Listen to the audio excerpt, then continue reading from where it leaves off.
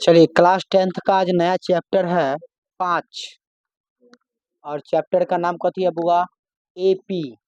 AP कहूँ तो arithmetic progression. क्या?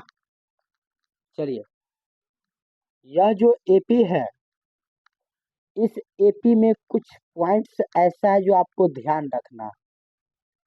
क्या करना है? ध्यान रखना है। जिसमें मैं बता दिया सबसे पहला एपी का रूप।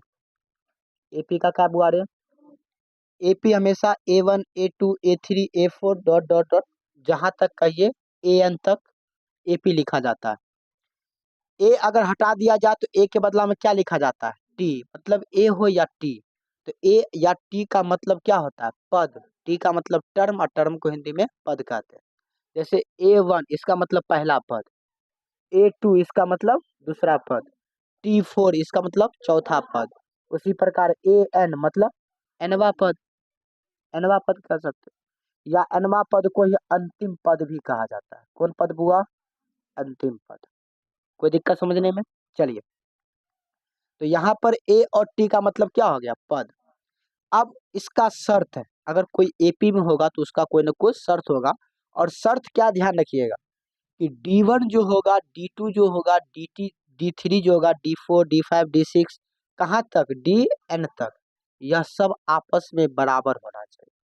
सर अब डी का मतलब क्या होता है? तो डी को हम लोग कहते हैं सार्व अंतर। डी को क्या कहते हैं बुआ?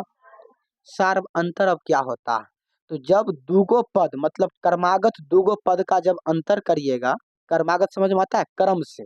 जैसे A2 हुआ तो A2 के बाद क्या है? A3 अन्यथा A1, इसी का अंतर होना चाहिए, तो उसको क्या कहते हैं? सार्व अंतर। समझ में आ गया? तो जब दूगो क्रमागत पदों का अंतर अगर निकाला जाए तो उसे क्या कहते हैं बुआ? सार्व अंतर। और सार्व अंतर जैसे कि पहला अगर जैसे E1 A1 A2, तो इसका अंतर निकालेंगे, तो इसका अंतर निकालेंगे तो क्या हो जाएगा? D1।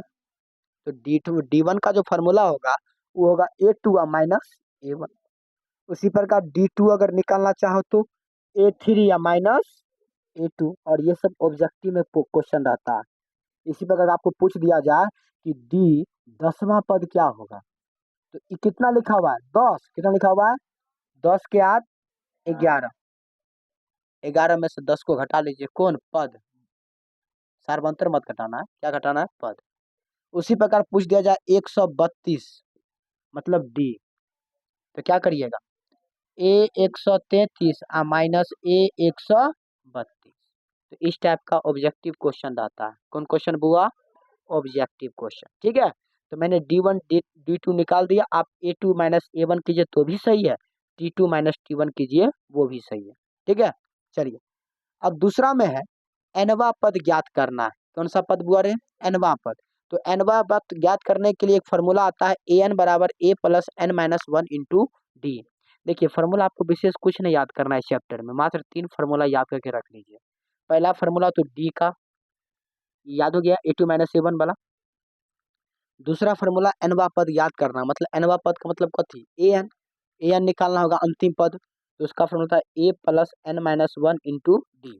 ये दूसरा फॉर्मूला याद कर लीजिए, जहां पर a का मतलब पहला पद, n का मतलब जो पद आपको निकालना है उसकी संख्या, और d का मतलब सार्वंतर।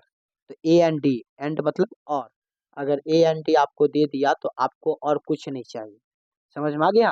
चलिए अब ध्यान दीजिए, A2 बराबर a प्लस डी। अब समझिए अगर दूसरा पद निकालना होगा, क्या पद बुआ रे? दूसरा पद अगर निकालना होगा तो आप ही बताइए, पहला पद कौन पद, और n के जगह कितना पद होगा? दूसरे पद ना होगा फॉर्मूला से, a प्लस n का मतलब 2, क्योंकि दूसरा पद आपको निकालना है। अब माइनस 1 इंटू क्या हो जाएगा? d है ना फॉर्मूला। तो 2 में से 1 गया तो 1, एक क्या ना होगा? 1 को d से गुना करोगे तो d, मतलब A2 का फॉर्मूला क्या हो जाएगा? a plus D. अब यहाँ भी ऑब्जेक्टिव आता है, उसी प्रकार का पूछ दिया जाए A3 बराबर तो a प्लस 2d। जितना पूछेगा उतना में से एक कम कर दीजिएगा, d लगा दीजिएगा। अगर हमने पूछा A5 तो क्या कहिएगा? a plus 4d। क्यों? 5 में 1 क्यों घटाए? क्योंकि